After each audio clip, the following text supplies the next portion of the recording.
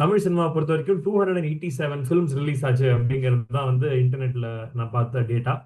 And மொத்தமா இந்த எல்லா படமும் சேர்ந்து கிட்டத்தட்ட 1500 கோடி பாக்ஸ் ஆஃபீஸ் கலெக்ஷன் அப்படிங்கிறது ஒரு அதர் டேட்டா பாயிண்ட். அதுல ஸ்ட்ரைக்கிங்கா என்ன இருந்ததுன்னா, அந்த டாப் 5 ஃபிலிம்ஸ் வந்து கிட்டத்தட்ட அதுவே வந்து made about 1200 crores out of the total 1500. Top 5 ஃபிலிம்ஸே 1200 அப்படின்னா அப்போ நீங்களே பாருங்க, 280 படங்கள் சேர்த்து கிட்டத்தட்ட 250 கோடி 300 கோடி சம்பாதிச்ச மாதிரி ஒரு சுச்சுவேஷன். 80-20 ரூல்னு சொல்லுவாங்க பிசினஸ்லாம். 80% of revenue will come from 20% of your products அப்படிம்பாங்க. அது வந்து ஒரு நார்மல் பிசினஸ்க்கான அறிகுறி. 80% of revenue is coming from 2% of the films அப்படிங்கிறது தான் வந்து இதுல வந்து ஒரு ரொம்ப பாவப்பட்ட ஒரு நிலைமை. படம்னா வந்து அதுல வந்து ஒரு ஹீரோ இருக்கணும், ஒரு வில்லன் இருக்கணும், ஒரு பெரிய 4 ஃபைட் இருக்கணும், ஒரு வில்லன் ஒரு அடிதடி இருக்கணும், பயங்கரமான வயலண்டா அவன் இருக்கணும் அப்படிங்கிறது இல்ல ஆடியன்ஸோட எதிர்பார்ப்பு அப்படின்னு I want to communicate back to the big stars. I think one segment of films that Tamil cinema is pioneering for the country probably is social context இருக்கிற படங்கள் வந்து அது we've been doing that very very well. அந்த படங்கள்லாம் வந்து cinematically also entertaining-ஆ இருந்தா, engaging-ஆ இருந்தா they work much much better.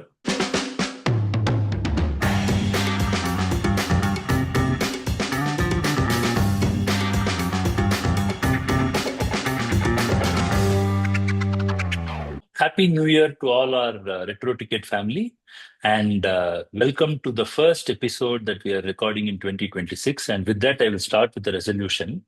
So 2026ல மாசத்துக்கு ஒரு ரிவ்யூவாவது போடணும் அப்படிங்கிறது தான் வந்து எங்களுடைய 2026 ரெசல்யூஷன். ஸோ கிரீஷ் கல்யாணராமன் வந்து எங்களுடைய first video that we are recording இந்த நியூ இயர்ஸ் அந்த டைம்ல ரெக்கார்ட் பண்ற வீடியோவை எங்களோட பேசுறதுக்காக வந்திருக்காரு.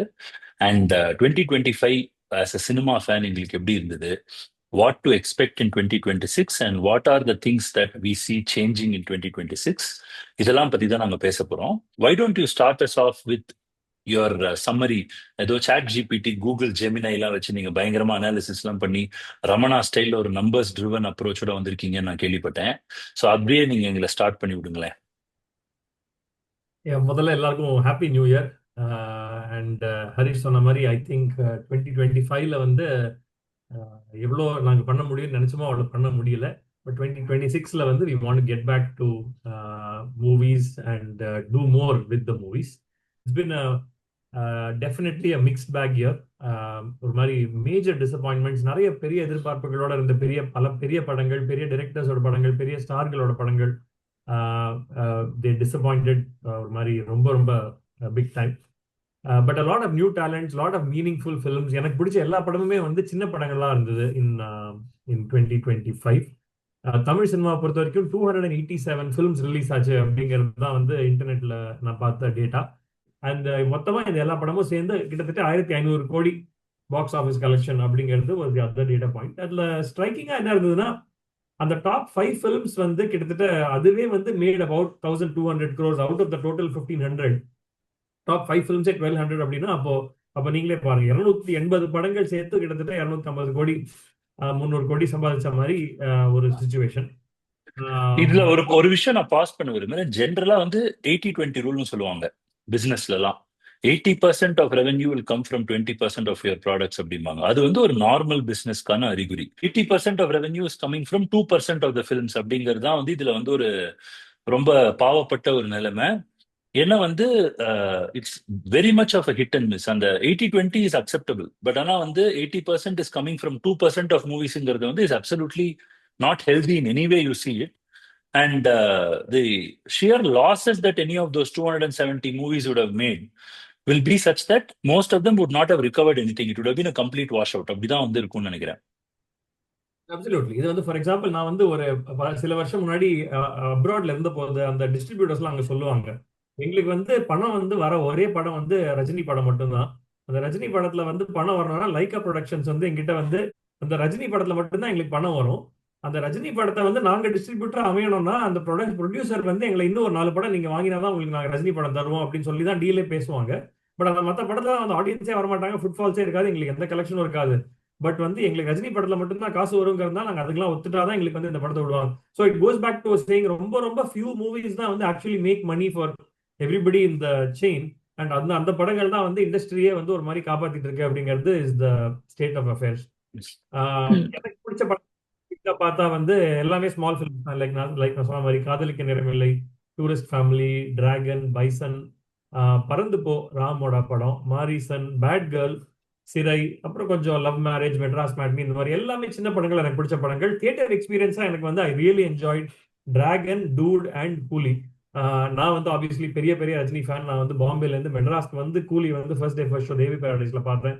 ஸோ எனக்கு தியேட்டர் எக்ஸ்பீரியன்ஸா ரொம்ப பிடிச்சது. பட் அதுக்கப்புறம் அந்த கூலி ஓடிடியில பார்க்கும்போது நிறைய இஷ்யூஸ் இருந்து, நிறைய ஃபிளாஸ் இருந்தது அந்த படத்துல. But Dragon and Dude were the two films which I think work very very well for me தியேட்டர்னு பார்த்தாங்க. அண்ட் தட் சம்திங் தட் அதுலயுமே வந்து நம்ம கொஞ்சம் பேச வேண்டிய விஷயம் இருக்கு.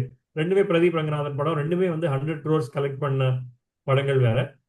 But if we step back, இந்த மாதிரி இண்டிவிஜுவலா ஒரு படம் பார்க்காம 2025ல ஓவராலா நமக்கு வந்து ஒரு தமிழ் சினிமா அப்படி இன் ரிவ்யூ அப்படின்னு பார்த்தா what are the big themes that we take away? Why don't we start with that, Harish? First பாத்தீங்கன்னா வந்து all star films are big star films அப்படின்னு சொல்றது இருக்குல்ல, அது வந்து ஆல்மோஸ்ட் ஒரு 100% டிசப்பாயின்மெண்ட் ரேட்னு இந்த வருஷம் பார்க்கலாம். கமலுடைய தக் லைஃப் வந்து நினைச்ச அளவுக்கு போல, it was very underwhelming. Coolie வந்து it did well but not as much as it was expected to do. Suriya நடிச்ச ரெட்ரோ அது வந்து வாஸ் ஒரு சில இடத்துல வந்து நிறைய கலெக்ட் பண்ணிச்சுன்னு பேசிக்கிறாங்க, but it was also underwhelming. And the point to note, இதை பத்தி இன்னும் கொஞ்சம் நேரத்துல பேசுவோம், but Karthik Subbaraj has kind of got disillusioned with the big hero template and he's now going back to making films with newcomers. அது வந்து ரொம்ப welcome ட்ரெண்டா பாக்குறேன். பட் நீங்க வந்து ஒரு சிவகார்த்திகேயன் எடுத்துக்கிட்டீங்கன்னா, அவர் நடிச்ச மெட்ராசி வந்து ஓரளவுக்கு வந்து சரியா போகாம தான் போச்சு. அண்ட் அதே ஒரு பிக் ஸ்டார் அப்படிங்கிறதுலே வந்து we should look at it as a directors perspective also. மணிரத்னமோட படம் ஃபிளாப், சங்கருடைய கடைசி 2 படம் வந்து Game Changer in Telugu as well as Indian two பயங்கர ஃபிளாப். அதே மாதிரி லோக்கின்னு எடுத்தீங்கன்னா வந்து அவர் வந்து கூலி வந்து அவருக்கு அந்த அளவுக்கு போகல. லியோவுமே வந்து it was not as much as it was expected to do. So அதே மாதிரி பாத்தீங்கன்னா எல்லா பெரிய டைரக்டர்ஸுமே they're in some kind of a சரிவு. சங்கர்லாம் has lost his game. Murugadoss வந்து Madharaasi was an average film, but he has also lost his mojo to a certain extent. So இந்த பெரிய ஸ்டார், பெரிய director, that goes back to the commerce of cinema. பெரிய star, பெரிய director அப்படின்னு mount பண்ணாலே it is ridden with compromise அப்படிங்கிறது தான் வந்து நிதர்சனமான உண்மை. அந்த படத்தை மவுண்ட் பண்றதுக்கே வந்து they take like hundreds of crores and the director retains a very big amount, the actors retain a very big amount. About 80-90% of budget goes to the directors and actors salary. Crew வந்து it's constitute a smaller percentage, but ஆனா வந்து வெறுமனே சாலரிஸ்ல எல்லாமே போயிடும். And திரும்பி business படியே நம்ம யோசிக்கும் போது எந்த ஒரு மார்ஜின் ட்ரிவன் பிசினஸுமே unless it is like a body shopping or a very human oriented business, you will not have such a high percentage of your cost go to only your personal expenses, as they call it, right? அப்போ இது வந்து ஒரு creative field. The product is here to stay, and that is what is the one that is going to be monetized. So Tamil cinema is not even at a point where you're franchising the brand. You're not doing any of that. You're just paying your people and hoping that footfalls come and you recover. So அது வந்து ரொம்ப ஒரு சாரியான ஒரு ஸ்டேட்டை நான் பாக்குறேன். And அந்த ஒரு பிக் ஸ்டார் பிலிம்ஸோட அதர் டெம்ப்ளேட்ஸ் பத்தி நம்ம பேசுவோமே, there is a lot of formulaic aspects that get almost force fitted right into that. அதை பத்தி நீங்க சொல்லுங்க. த வைலன்ஸ் டாமினேஷன், அப்புறம் அந்த ஸ்கிரிப்ட்ல வந்து ஒரு கண்டென்ட் பேஸ்டா இல்லாம ஒரு டெம்ப்ளேட் பேஸ்டா போறது, அதெல்லாம் நீங்க கொஞ்சம் சொல்லுங்க. எனக்கு இது வந்து எனக்கு ரொம்ப பேஷன் பாயிண்ட். இந்த இந்த பிக் ஸ்டார் படங்கள் அப்படிங்கிறது ஐ ஹேவ் நத்திங் எகெயின்ஸ்ட் அந்த மாதிரி படங்கள்ல. எனக்கே ஐ லுக் ஃபார்வர்ட் டு ஒரு சங்கரும் ஒரு ரஜினியும் சேர்ந்து ஒரு படம் பண்றாங்கன்னா அதுல ஒரு எக்ஸைட்மெண்ட் இருக்கு. ஐ வாண்ட் டு பி இந்த தியேட்டர் ஃபர்ஸ்ட் டே பார்த்துட்டு என்ஜாய் பண்ணணும் அப்படிங்கிறது. இட் இஸ் ஜஸ்ட் அபவுட் அந்த படத்துல அவங்க என்ன பண்றாங்க அப்படிங்கிறது தான் வந்து ஹாஸ் சேஞ்ச்ட் ஓவர் டைம்னு நினைக்கிறேன். அதாவது the good things that have come out are in the newer filmmakers வந்து they have I think much less reliance on glamour. அந்த கேமராவை வந்து தப்பான இடங்கள்ல பாயிண்ட் பண்ற மாதிரி பல பெரிய படங்கள் பார்த்துருக்கோம் அந்த காலத்துல. அது வந்து மச் லெஸ் ரிலையன்ஸ் ஆன் அது பாடி ஷேமிங்லாம் இல்லை. இப்போ காமெடி ட்ராக்னு வந்தாலே அதுல வந்து ஏகப்பட்ட பாடி ஷேமிங் இருக்கிற மாதிரி ஒரு இரால நம்மலாம் வளர்ந்த இரா. அதுதான் டிஸ்கனெக்டடா இருக்கிற காமெடி ட்ராக்ஸ் அது எல்லாமே கம்மியா இருக்குங்கிறது இஸ் குட். மெலோ டிராமா வந்து கொஞ்சம் கம்மியா இருக்கு, எல்லாமே that's all good. But I think the big star படம் அப்படின்னு வந்தாலே வந்து எனக்கு almost when I see Tamil cinema இன்னைக்கு வந்து it's almost completely dominated by violent films. அது ஒரு பெரிய ஒரு ப்ராப்ளமா நான் பாக்குறேன். எந்த பிக் ஸ்டார் படம் எடுத்தாலும் வந்து அவங்களோட ஃபர்ஸ்ட் லுக்லயே வந்து கத்தியோ அருவாளோ ரத்தமோ கன்னோ இல்லாம ஒரு ஃபர்ஸ்ட் லுக் போஸ்டர் கூட இருக்க மாட்டேங்குது. இப்பதான் ஜனநாயகன் பார்த்தேன், ஒரு பெரிய கன்ல வந்து விஜய் எல்லாரையும் சொல்ற மாதிரி தான் வந்து இருக்கு. அண்ட் இப்ப I just saw tweets of அதான் ஜனநாயக் கன்னா அப்படிதான் வச்சுக்கோங்களேன். ஸோ அது அது அதுலயுமே வந்து ஜனநாயகன் வந்து is going to be one of the most violent films of Vijay's career அப்படின்னு யாரும் பெருமையா ஏதோ ட்வீட்லாம் போட்டு இருக்காங்க. அது எனக்கு ஏன் அது பண்றாங்க, அதனால என்ன காமர்ஸ்னு எனக்கு புரியல. டு யோர் ஓன் இது அடல்ட்னு ஒரு படத்தை போட்டு அதுல வந்து காமர்ஸ் ப்ராப்ளம் இருக்குங்கிறதுமே வந்து ஆப்வியஸ் தானே. அப்புறம் ஏன் வந்து அப்படி திருப்பி திருப்பி பண்றாங்கன்னு எனக்கு அது புரியல. And again going back to இந்த வருஷத்துல வந்து நல்லா ஒர்க் ஆன படங்கள் அப்படின்னு பார்த்தா பிக் ஸ்டார்னு இல்லைன்னா கூட பெரிய 100 crore வாங்கின படங்கள் வந்து இப்ப டிராகன் டூட்லாம் இருக்குன்னா they are more wholesome films. They are not dependent on violence. They don't have bloodshed. They don't have gore.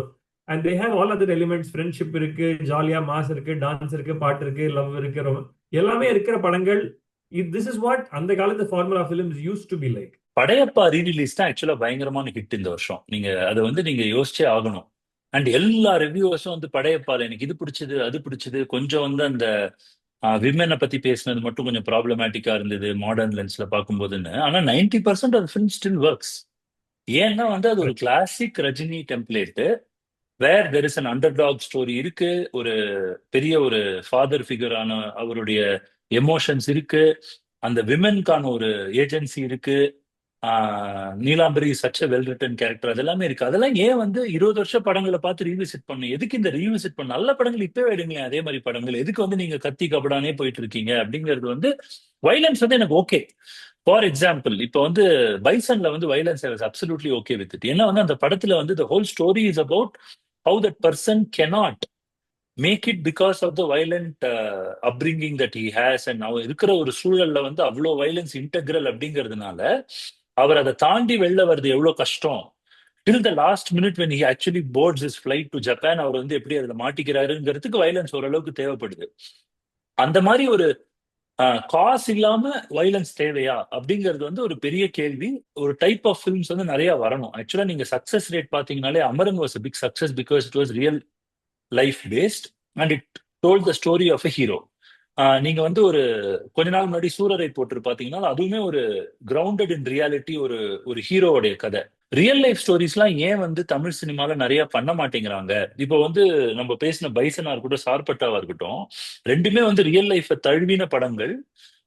Bison was a proper story of a guy who grows up in a troubled environment and he makes it to the Olympics and wins games for India அப்படிங்கிறது. அந்த மாதிரி படங்கள்லாம் நல்லா தானே போகுது.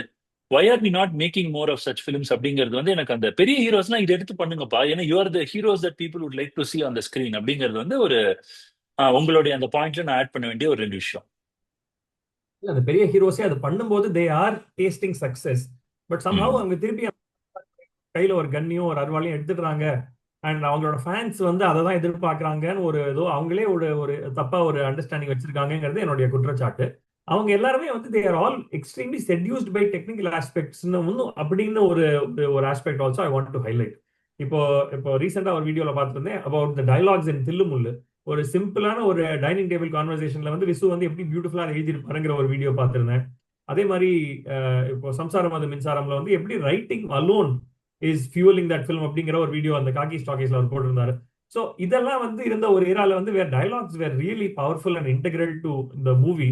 இப்போ வந்து technical aspects அந்த அந்த for example Anbariv I think have had a huge influence on Tamil cinema and in terms of showing எப்படி எப்படிலாம் வயலன்ஸ் டிஃப்ரெண்டா காட்ட முடியும் அப்படின்ட்டு. And I don't know if we are waiting to watch that. ஓ இது புதுசா நான் பார்க்காத மாதிரி ஒரு கன்ல சொல்றாங்க, இதெல்லாம் நான் வந்து எதிர்பார்க்கலையே. அண்ட் அதனால திருப்பி திருப்பி நீங்க அந்த மாதிரி நீங்க டிஃப்ரெண்டா வயலன்ஸ் ட்ரை பண்றது, டிஃப்ரெண்டா பண்றதுல I don't see a point unless it is part of the script. நீங்க சொன்ன மாதிரி பைசன்ல it is part of the script. Technical elevation பார்த்தா I think great example is RRR. அதுல வந்து அந்த ட்ரெயின் வந்து கிராஷ் ஆகிற சீக்வன்ஸா இருக்கட்டும், அது வந்து டெக்னிக்கலி பார்த்தாலே ஒரு பிரம்மாண்டம் இருக்கும். பட் தட் ஹேட் ஒரு friendship aspect to that scene.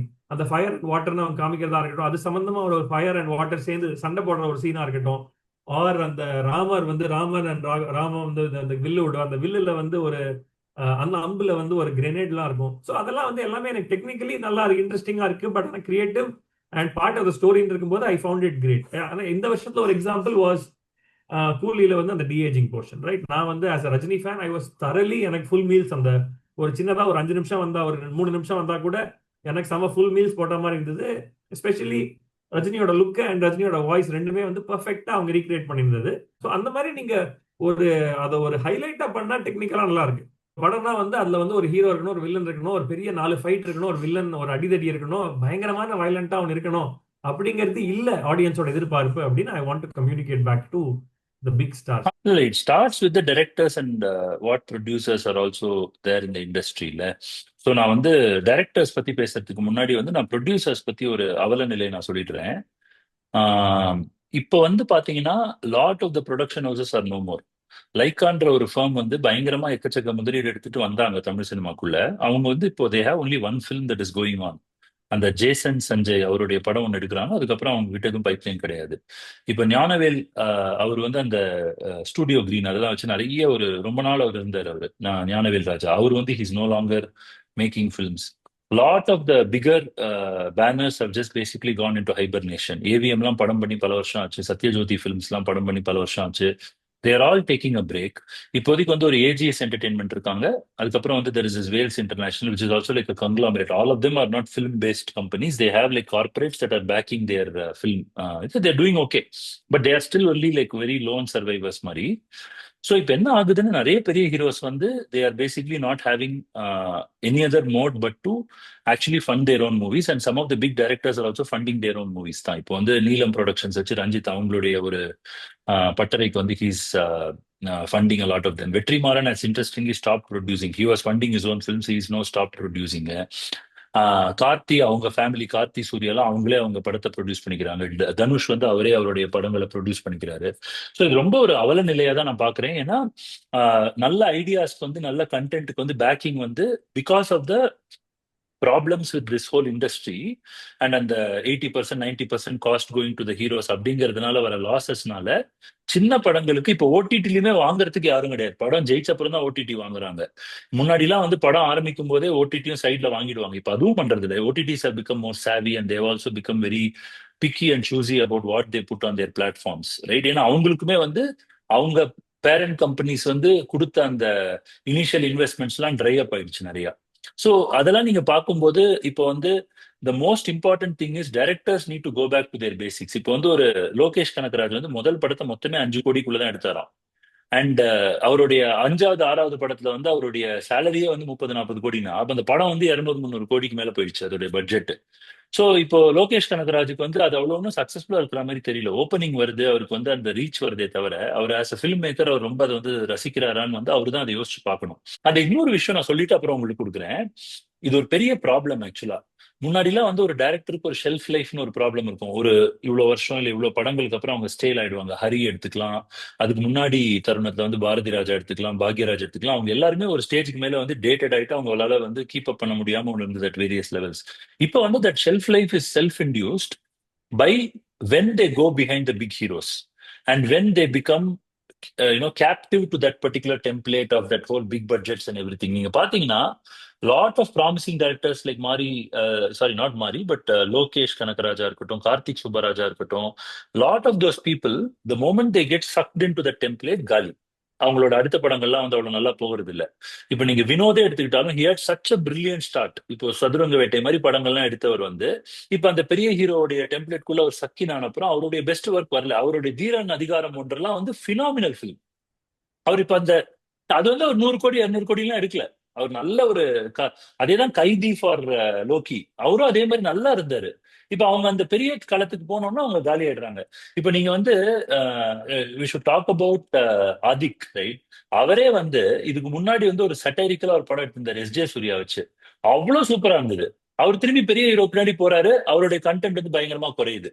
So அவங்க வந்து அந்த 5-6 படம் வந்து அவங்க ப்ரூவ் ஆறாங்க, பெரிய ஹீரோ பின்னாடி போறாங்க அப்படிங்கறத அவங்க உடைக்கணும். ஒண்ணு இப்ப இருக்கிற அந்த பீப்புள் லைக் பிரதீப் ரங்கநாதன்லாம் வந்து ஒரு பினாமினல் டைரக்டர். அவரு Love Today was such a fresh movie, right?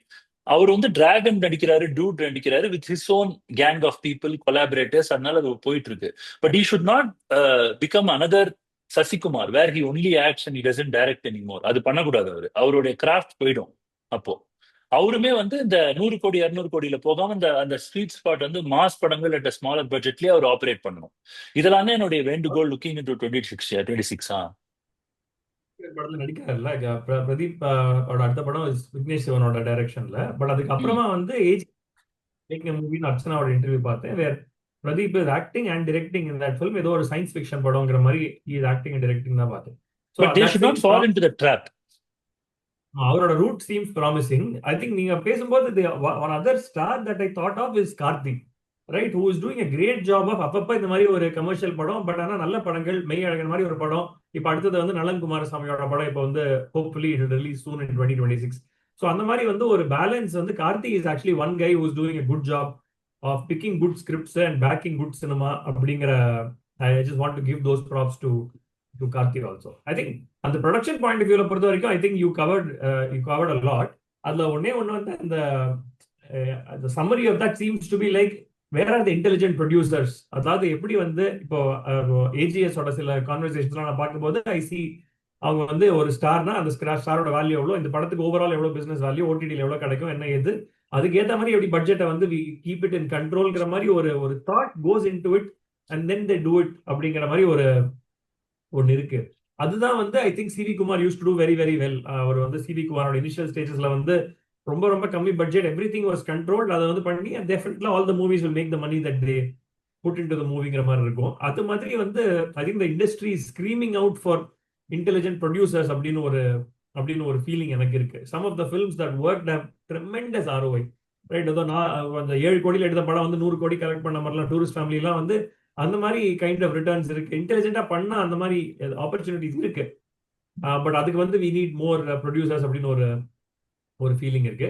Music குள்ள போகணும்னு ஆசைப்படுறேன். I think music as we know it is also dead. Most of my go to playlists are all in the 80s and 90s ஆஃப் Tamil cinema. And maximum வந்து early 2000s முடிஞ்சு போயிடுது. 2010ஸ்லயுமே வந்து there are only a handful of இமானுடைய ஒரு சில பாட்டுகள், வித்யாசாகரோட ஒரு சில பாட்டுகள், அவ்வளவுதான் இருக்கு. அதுக்கு மேல வந்து யுவன் கொஞ்சம் பண்ணியிருந்தாரு. பட் ஜென்ரலி வந்து மூவிஸ் உடைய மியூசிக் சவுண்ட் ட்ராக் வந்து that lives or outlives the age அப்படிங்கிறது வந்து it is no almost gone missing. ஒரு 2 பேர் இருக்காங்க. ஷான் ரோல்டன் அப்பப்போ ஏதோ பண்றாரு, ஓரளவு டீசெண்டா அவர் பண்றாரு.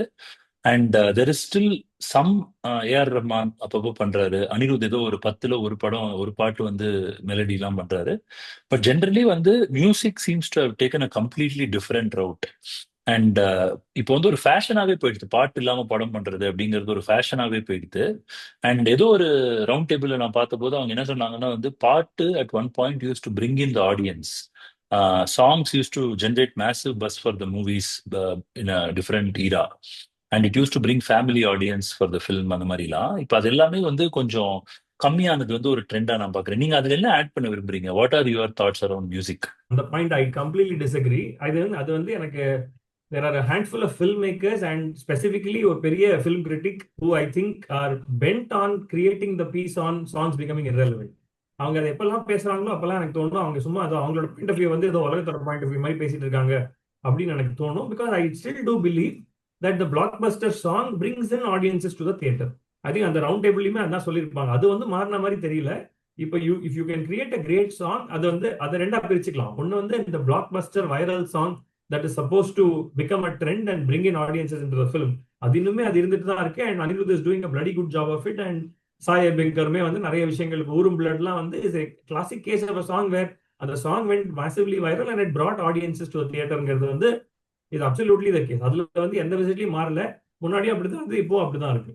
I think what has changed is maybe on the melody aspect of the song, where அந்த soulful melodies and the touching moving melodiesலாம் வந்து அவங்களே ப்ரமோட் பண்றது இல்லைங்கிறது தான் என்னுடைய குற்றச்சாட்டு. அவங்க வந்து they are promoting and going crazy with the songs which have potential for hook steps and Instagram reels etc etc. But இந்த மெலோடியஸா இருக்கிற மியூசிக் வந்து அந்த ப்ரொடியூசர்ஸ், ப்ரொடக்ஷன் கம்பெனிஸ், அந்த டைரக்ட் அவங்களே வந்து அதை புஷ் பண்றது இல்லை அப்படிங்கிறது இது I feel.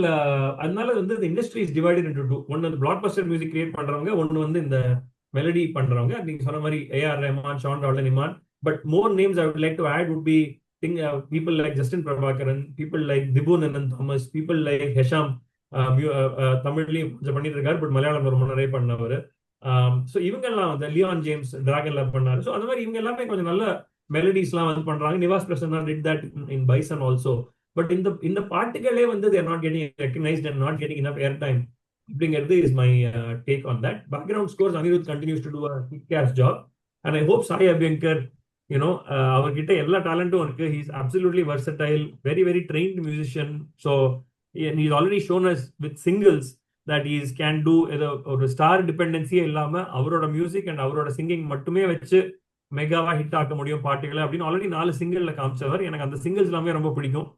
I just hope that அவர் படத்துக்கு music பண்ணும்போதுமே he has a good balance of melodies and இந்த மாதிரி வைரல் ட்ராக்ஸ் அப்படிங்கிறது is the hope. So for அவரோட சாய்ஸ் ஆஃப் மூவிஸ் கொஞ்சம் எனக்கு பயமா தான் இருக்கு. கொஞ்சம் is running after the big மூவிஸ்ங்கிற மாதிரி ஒரு ஃபீல் இருக்கு. But I hope he will bring back some melody and make melody cool in what he tries to do with music going forward. இப்போ இந்த வீடியோ வந்து ஆல்மோஸ்ட் எண்டுக்கு வந்துட்டோம். What are your final thoughts on where you see this going? I put it into two parts. One வந்து Tamil cinema, ரெண்டாவது வந்து where do you see retro ticket going in 2026? எனக்கு வந்து தமிழ் சினிமால வந்து I think the lessons are all there. I hope the lessons are learnt. இப்போ நம்ம பேசின இவ்வளவு விஷயத்துலயுமே வந்து ஒரு பெரிய ஸ்டார் நடிச்ச படமுமே வந்து ஒரு வெல் ரிட்டன் படமா இருந்தா இட் ஒர்க்ஸ் அப்படிங்கிறது we are all seeing that. இப்போ டிராகனா இருக்கட்டும், டூடா இருக்கட்டும், அமரனா இருக்கட்டும், விக்ரமா இருக்கட்டும், வெல் ரிட்டன் ஃபிலிம்ஸ், பெரிய star, the combination is beautiful. So அதுல வந்து இன்னும் கொஞ்சம் ஃபோக்கஸ் இருக்கணும்னு நான் எதிர்பார்க்கிறேன். I really hope there is much less violence especially இந்த big star films. Make the big stars do positive films. Like மலையாளத்துலலாம் வந்து ஹிருதயபூர்வம் மாதிரி இப்பெல்லாம் வந்து மோகன்லால் பண்றாரு. And Hridayapoorvam is a classic case which Kamal or Rajini can do and do very very well. அந்த மாதிரி படங்கள் வந்து I really hope that Tamil cinema picks up on and the big stars do those kind of films. ரெண்டாவது எனக்கு வந்து personally as a viewer எனக்கு வந்து dialogues make a huge difference. And வந்து I don't remember too many movies where dialogues made me cry, dialogues made me ecstatic. அது வந்து I am really hoping that people write better dialogues and people write more அந்த மாதிரி படங்கள். And music இப்போ நம்ம சொன்ன மாதிரி I hope there is more melody in the music. அது மூணு விஷயங்கள். இன்னொன்று வந்து I think one segment of films that Tamil cinema is pioneering for the country probably is social context இருக்கிற படங்கள் வந்து. அது we been doing that very very well with lot of film makers like Vetrimaaran, Mari Selvaraj, Ranjith, இவங்க எல்லாமே. அதுல வந்து I just hope that cinematically also these guys அந்த படங்கள்லாம் வந்து சினிமாட்டிக்கலி ஆல்சோ என்டர்டெய்னிங்கா இருந்தா, என்கேஜிங்கா இருந்தா தே work much much better versus if they are fully focused on the social context and not on cinematic elevation and excellence. So அது வந்து will be one வேண்டுகோள் from my side. அந்த மாதிரி படங்கள் எடுங்க, நிறைய எடுங்க, because they are good for the country. But அதை வந்து சினிமாட்டிக்கலி என்டர்டெய்னிங்கா என்கேஜிங்கா எடுங்க. Bison is a good example, Sarpatta is the perfect example. அந்த மாதிரி கரெக்டா எடுங்க அப்படிங்கிறது would be my ask. And last plea from me would be, இப்போ there is so much to learn from மலையாளம்லாம் நிறைய நம்ம கத்துக்கலாம். ஹாலிவுட்லயும் ஆக்சுவலி பாத்தீங்கன்னா எவ்வளோ டிஃப்ரெண்ட் ஜானர்ஸ் ஆஃப் ஃபிலிம்ஸ் இருக்கு. Pixar make so many family films.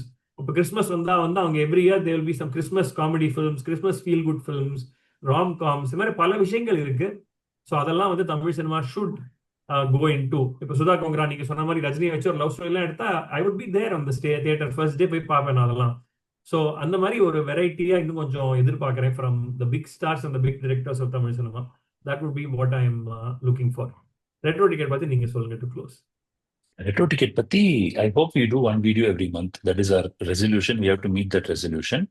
And we need to do more freewheeling discussions, discuss a lot more cinema and shows that we watch across India. Because now you are telling me before this call that about 60% of the content that you watched is probably not Tamil cinema. And I feel like we are doing gross injustice by not talking about that a lot. And second one, I also think we should make a lot more fun things happen in the channel. Full time list போடுறது, அந்த மாதிரி ஜாலியான பல விஷயங்களும் பண்ணணும் அப்படிங்கிறது வந்து எங்களுடைய தாட். வியூவர்ஸ் நீங்க என்ன நினைக்கிறீங்க? What would you like to see more in retro ticket? அதை பத்தி நீங்க வந்து உங்க காமெண்ட்ஸ்ல விடுங்க. இதுக்கு முன்னாடி நாங்க பேசின பல விஷயங்கள் வந்து what did you think, what are the trends that you see in Tamil cinema, what needs to change, அதை பத்தி கமெண்ட்ஸ்ல விடுங்க. Will be very regular, we will be very disciplined and we will find very interesting things to do, not just what we've done before. அதுதான் நான் சொல்லிக்க விரும்புறேன். With that said, Girish, hope you and your loved ones and retro ticket have a very very nice year 2026. And I hope and pray our folks have it too, and looking forward to a lot of support from the community for Retro Ticket in 26.